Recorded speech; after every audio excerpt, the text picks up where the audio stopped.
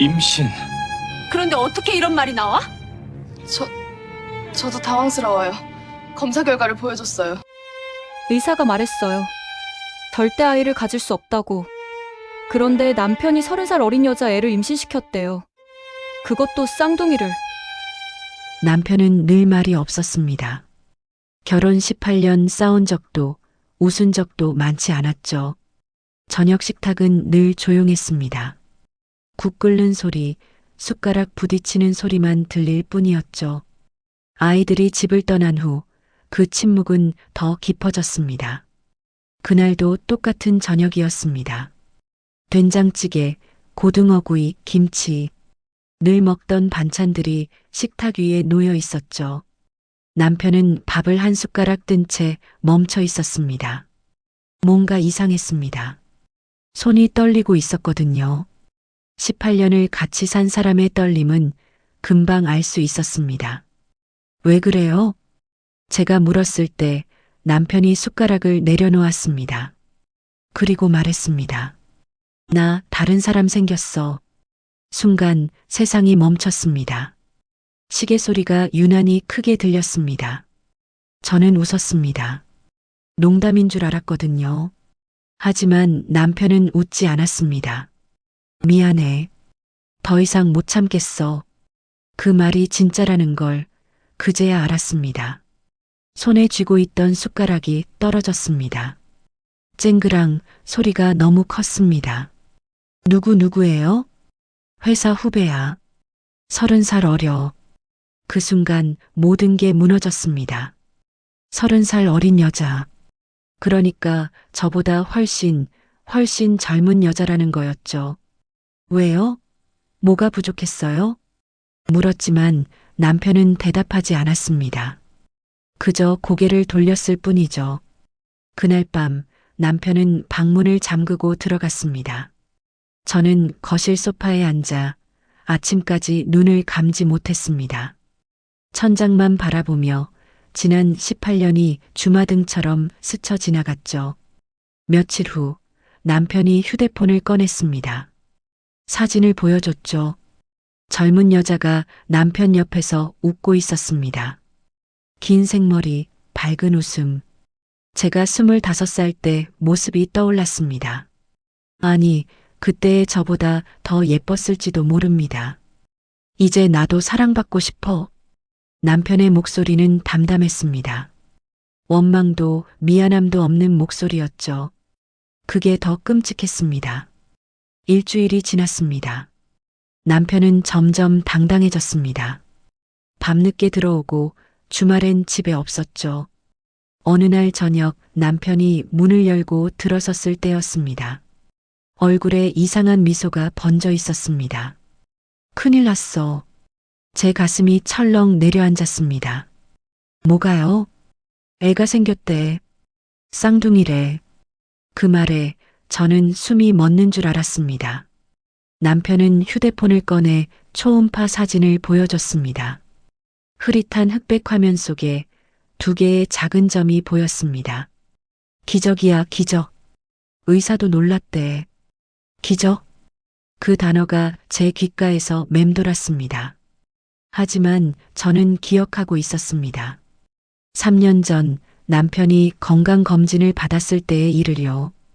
비뇨기과 진단서에 적힌 문구가 선명했습니다.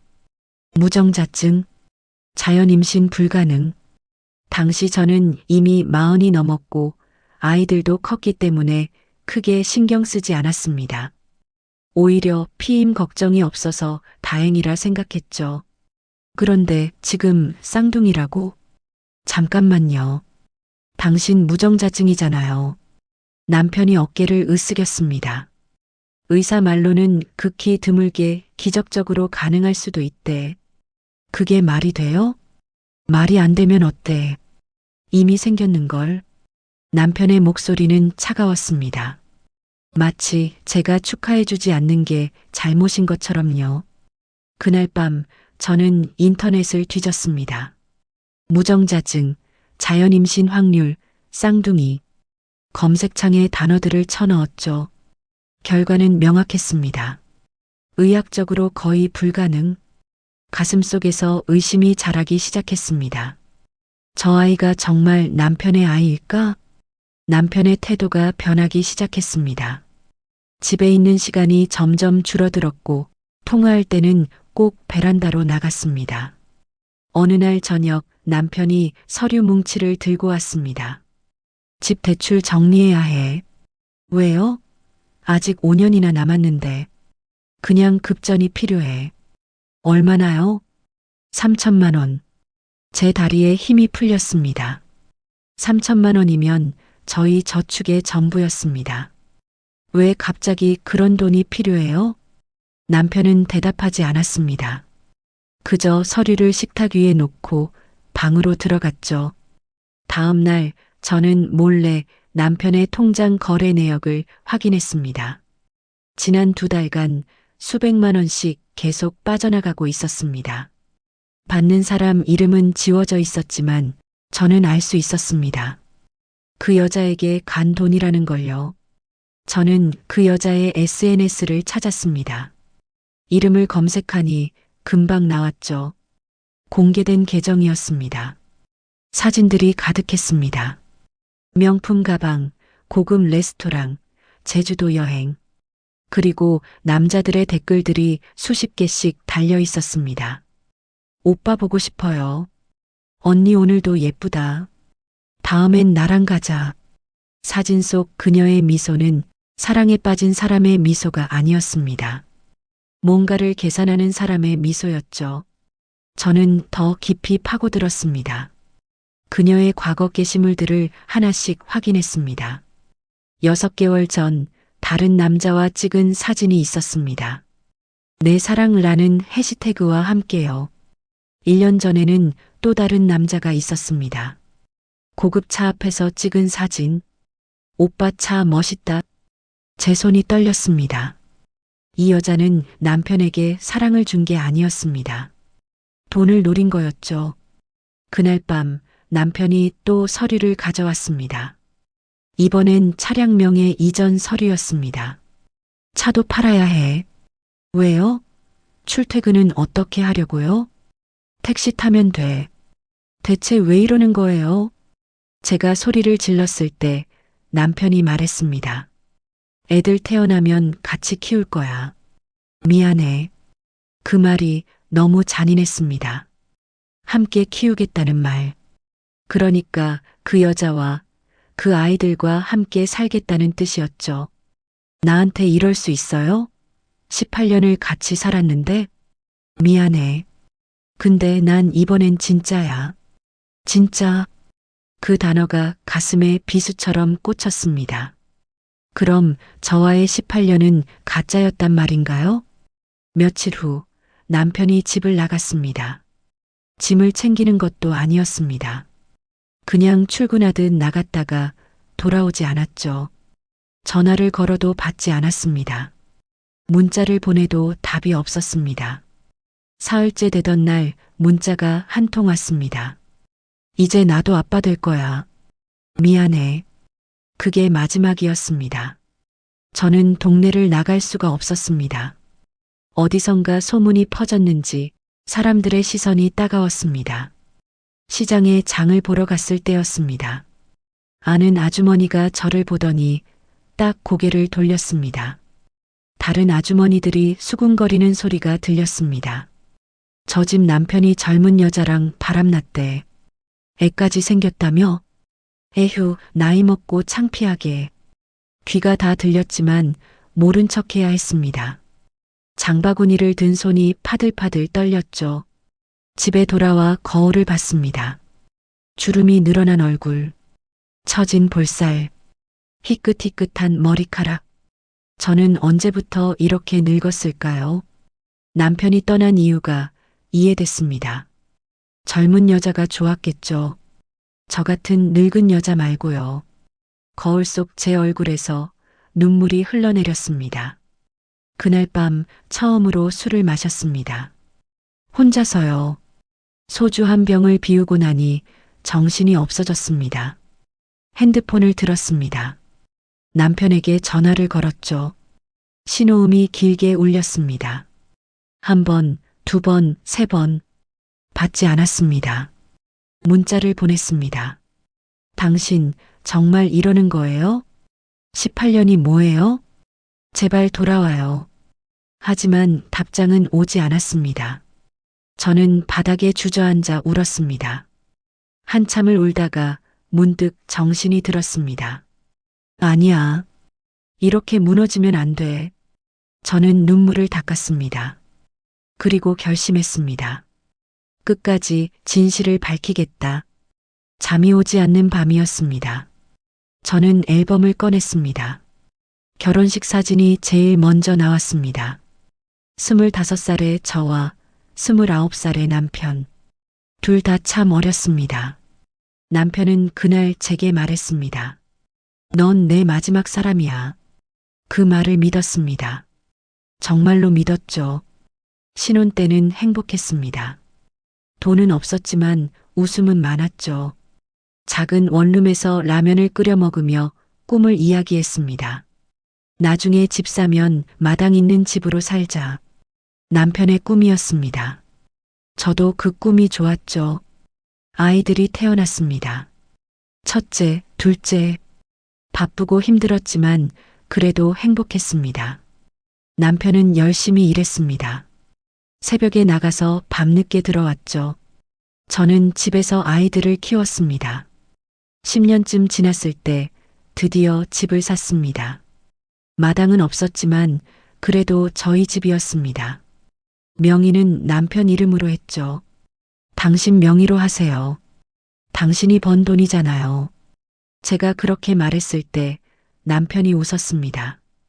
고마워. 우리 평생 여기서 살자. 그 약속을 믿었습니다. 하지만 어느 순간부터 남편이 변했습니다. 말이 없어졌고 표정이 사라졌죠. 제가 물어도 그냥 일하고만 했습니다. 저는 몰랐습니다. 그게 식어가는 사랑의 신호였다는 걸요. 앨범을 덮었습니다. 사진 속 웃던 얼굴이 너무 낯설었습니다. 그날 저는 깨달았습니다. 사랑은 영원하지 않다는 걸, 약속은 깨지기 위해 있는 거라는 걸. 하지만 그래도 진실은 밝혀야 했습니다. 저는 그 초음파 사진을 다시 봤습니다. 뭔가 이상했습니다. 화질이 너무 깨끗했거든요. 일반적인 초음파 사진은 흐릿합니다. 하지만 이 사진은 마치 인쇄물처럼 선명했죠. 저는 그 사진을 캡처해서 구글 이미지 검색을 했습니다. 손가락이 떨렸습니다. 검색 결과가 떴습니다. 똑같은 사진이 수백 장 나왔습니다. 쌍둥이 초음파, 임신 12주 초음파 이미지, 초음파 사진 무료 다운로드. 제 손에서 휴대폰이 떨어질 뻔했습니다. 가짜였습니다. 인터넷에서 퍼온 사진이었죠. 저는 더 파고들었습니다. 그 여자의 SNS를 다시 확인했습니다. 최근 게시물들을 유심히 봤죠. 임신 관련 게시물은 하나도 없었습니다. 대신 술 마시는 사진, 클럽 가는 사진들이 가득했습니다. 댓글에는 이상한 내용들이 있었습니다. 언니, 또 그러는 거예요? 이번엔 조심해요. 경찰 조심 키읔키읔. 저는 그 댓글들을 캡처했습니다. 그리고 지인 중 경찰관에게 연락했습니다. 이 사람 좀 조회해 볼 수 있어요? 며칠 후 답이 왔습니다. 전과가 있네요. 사기죄. 이건 머리가 띵했습니다. 사기 전과자. 그녀는 처음부터 남편을 노린 거였습니다.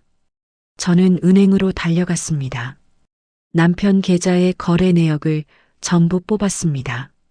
지난 3개월간 총 4,700만 원이 빠져나갔습니다. 모두 그 여자에게 간 돈이었습니다. 증거는 충분했습니다. 가짜 초음파 사진, 사기 전과, 거액의 송금 내역. 저는 남편에게 전화를 걸었습니다. 이번엔 받았습니다. 당신 속은 거예요. 뭐? 그 여자 임신 안 했어요. 초음파 사진 가짜예요. 남편은 한참 말이 없었습니다. 무슨 소리야? 인터넷에서 퍼온 사진이에요. 구글에 검색해봐요. 남편의 숨소리가 거칠어졌습니다. 그럴 리 없어. 내가 직접 받는 걸. 사진을요? 본인 배를 직접 본 거예요? 남편은 대답하지 못했습니다. 게다가 그 여자 사기 전과자예요. 이미 2번이나 남자들 돈 뜯어냈어요. 거짓말. 경찰에 확인해봐요. 당신 통장에서 4,700만 원 빠져나간 것도 확인했어요. 전화기 너머로 남편이 무너지는 소리가 들렸습니다. 이틀 후 남편이 집으로 돌아왔습니다. 초췌한 얼굴로요. 무릎을 꿇었습니다. 미안해, 나도 속았어. 정말 몰랐어. 하지만 저는 냉정했습니다. 너무 늦었어요. 저는 법률 상담을 받았습니다. 변호사는 명확하게 말했습니다. 임신을 빙자한 금전 편취입니다. 명백한 사기죄에 해당합니다. 저는 그 여자를 고소했습니다. 가짜 초음파 사진, 거액의 송금 내역, 사기 전과 모든 증거를 제출했죠. 경찰 조사가 시작됐습니다. 그 여자는 처음엔 발뺌했습니다. 진짜 임신한 줄 알았어요. 병원에서 받은 사진이에요. 하지만 거짓말은 오래가지 못했습니다. 산부인과 진료 기록이 없었거든요. 게다가 다른 피해자들도 나타났습니다. 남편만 속인 게 아니었습니다. 최근 2년간 3명의 남자에게서 총 1억 원을 뜯어낸 게 밝혀졌죠. 그녀는 결국 구속됐습니다. 남편은 재산의 대부분을 잃었습니다. 집은 대출이 밀려 경매로 넘어갔고 차도 팔렸습니다. 저는 이혼 소송을 제기했습니다. 남편이 애원했지만 마음은 변하지 않았습니다. 당신은 나를 버렸잖아요. 미안해. 내가 미쳤었어. 제발 한 번만. 이제 늦었어요. 당신이 나를 버린 순간 우리는 끝난 거예요. 재판은 빠르게 진행됐습니다. 남편의 불륜과 재산 탕진이 명백했기 때문이죠. 판사가 판결문을 읽었습니다. 이혼을 인정한다. 위자료 3천만 원을 피고는 원고에게 지급할 것. 법정을 나올 때 남편이 뒤에서 불렀습니다. 정말 이렇게 끝내야 해? 저는 돌아보지 않았습니다. 당신은 나를 버렸지만 난 나를 되찾았어요. 그게 제가 남편에게 한 마지막 말이었습니다. 지금 저는 혼자 살고 있습니다. 작은 원룸이지만 저한테는 궁전입니다. 창가에 화분을 놓았습니다. 장미, 제라늄, 허브들이 자라고 있죠. 매일 아침 물을 주며 이야기를 합니다. 오늘도 잘 자라라. 공방에도 등록했습니다. 도자기 만들기 수업이요. 처음엔 서툴렀습니다. 흙이 자꾸 무너지고 모양이 일그러졌죠. 선생님이 말했습니다. 괜찮아요. 다시 만들면 돼요. 그 말이 위로가 됐습니다. 그래요. 무너지면 다시 만들면 되는 거죠. 물레를 돌리며 흙을 만질 때마다 제 마음도 함께 빚어지는 기분이 듭니다. 단단해지고 형태를 갖춰가는 거죠. 아이들이 가끔 찾아옵니다. 처음엔 걱정했지만 이제는 응원해 줍니다. 엄마 잘하고 있어. 멋있어. 그 말이 제일 큰 힘이 됩니다. 가끔 생각합니다. 만약 그날 남편이 떠나지 않았다면 저는 여전히 조용한 저녁 식탁에 앉아 있었을 거예요. 말없는 남편 앞에서 말없이 밥을 먹었겠죠. 하지만 지금은 다릅니다. 제가 먹고 싶은 걸 먹고 하고 싶은 걸 합니다. 친구들도 생겼습니다. 공방 언니들과 매주 차를 마셔요. 서로의 이야기를 나누며 웃습니다. 누군가 물었습니다. 외롭지 않아요? 저는 대답했습니다. 외로운 것과 혼자인 건 달라요. 저는 혼자지만 외롭지 않아요. 정말 그렇습니다. 누군가와 함께 있어도 외로울 수 있고 혼자 있어도 충만할 수 있죠. 사람은 믿음을 잃을 때 무너집니다. 하지만 자신을 믿으면 다시 일어설 수 있습니다. 저는 배웠습니다. 진짜 사랑은 상대방에게서 받는 게 아니라 자기 자신에게 주는 거라는 걸요. 어제 첫 도자기 작품이 완성됐습니다. 작은 찻잔이에요. 완벽하지 않습니다. 약간 비뚤어졌고 손잡이도 조금 삐뚤죠. 하지만 제가 만든 겁니다. 제 손으로 빚어낸 세상에 하나뿐인 찻잔이에요. 그 찻잔에 차를 따라 마셨습니다. 따뜻했습니다. 창밖으로 봄볕이 들어옵니다. 새로운 계절이 왔습니다. 저도 새로운 계절을 맞이했습니다. 이제 겨울은 끝났습니다. 시청해주신 여러분 감사합니다.